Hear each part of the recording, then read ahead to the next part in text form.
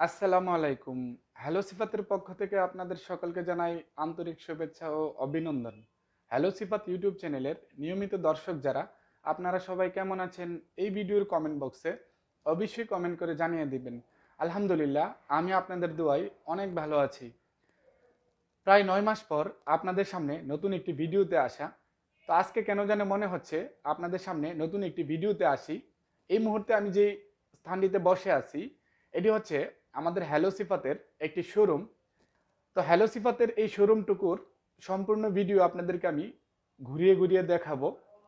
তার আগে একটি কথা না বললেই নয়, হ্যালো সিফাত ইউটিউব চ্যানেলের যারা দর্শক ছিলেন, নিয়মিত আমাদের চ্যানেল ভিজিট করতেন, আপনাদের অনেকেরই অভিযোগ আমি অনেক দিন যাবৎ আপনাদের সামনে কেন ভিডিও নিয়ে আসতেছি না।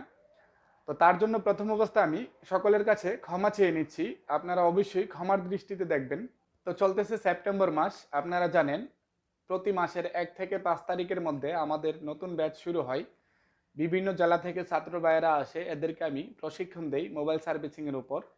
তো এই ভিডিওর পরের ভিডিওতে আমি দেখাবো এই সেপ্টেম্বরের ব্যাচের যে ছাত্র ভাইয়েরা আছে তাদেরকে, এবং এক এক করে তাদের সাথে পরিচয় করে দেব। তো আজকের এই ভিডিওতে আমি আপনাদের সাথে অনেক দিন পর ভিডিওতে আসি নাই বিদায় এই ভিডিওতে আসা। তো আমি চেষ্টা করব এই ভিডিওর মাধ্যমে আমি আমার শোরুমের সম্পূর্ণ অংশটুকু আপনাদেরকে ঘুরিয়ে ঘুরিয়ে দেখানোর জন্য। তো আরেকটি কথা বলে নিচ্ছি, আমাদের আজকে যে শোরুমে আমি বসে আছি, এই নতুন শোরুমটুকু এটি ছিল আমাদের সার্ভিসিং ল্যাব, যেটিতে স্টুডেন্ট প্রশিক্ষণ নিত। তো আমরা পার্টিশন ভেঙে এই শোরুমটুকু বড় করে নিয়েছি, এবং পাশে আরেকটি রুম আমরা নতুন করে নিয়ে ওই রুমটিকে সার্ভিসিং ল্যাব তৈরি করে নিছি।